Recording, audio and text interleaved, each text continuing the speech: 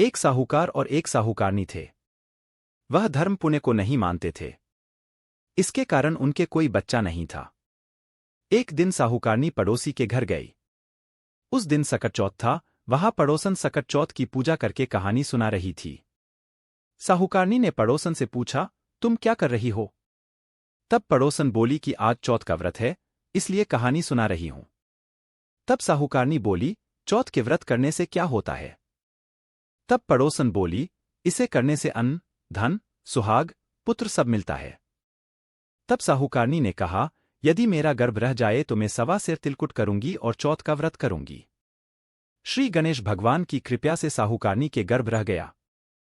तो वह बोली कि मेरे लड़का हो जाए तो मैं 2.5 सिर तिलकुट करूंगी। कुछ दिन बाद उसके लड़का हो गया तो वह बोली कि हे चौथ भगवान, मेरे बेटे का विवाह हो जाएगा तो 5.25 सिर का तिलकुट करूंगी। कुछ वर्षों बाद उसके बेटे का विवाह तय हो गया और उसका बेटा विवाह करने चला गया। लेकिन उस साहूकारनी ने तिलकुट नहीं किया। इस कारण से चौथ देव क्रोधित हो गए और उन्होंने फेरों से उसके बेटे को उठाकर पीपल के पेड़ पर बिठा दिया। सभी वर को खोजने लगे पर वो नहीं मिला। हताश होकर सारे लोग अपने अपने घर को लौट गए।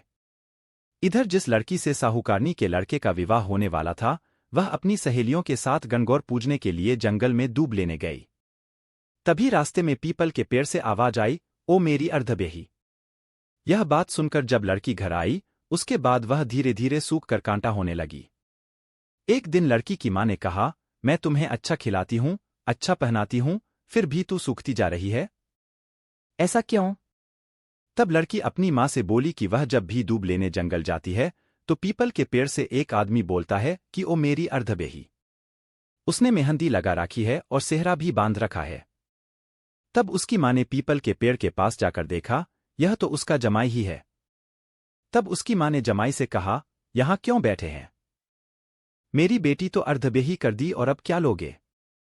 साहूकारनी का बेटा बोला, मेरी मां ने चौथ का तिलकुट बोला था लेकिन नहीं किया, इसलिए चौथ माता ने नाराज होकर यहां बैठा दिया। यह सुनकर उस लड़की की मां साहूकारनी के घर गई और उससे पूछा कि तुमने सकट चौथ का कुछ बोला है क्या? तब साहूकारनी बोली, तिलकुट बोला था।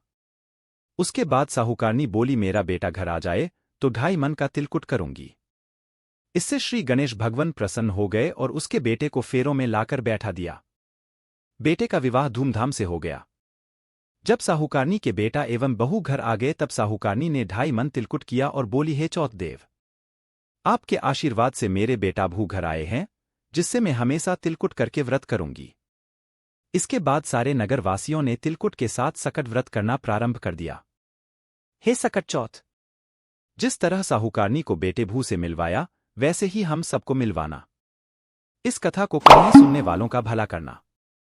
बोलो सकट चौथ की जय। श्री गणेश देव की जय। अगर वीडियो पसंद आई हो तो चैनल को लाइक, शेयर और सब्सक्राइब करें। धन्यवाद।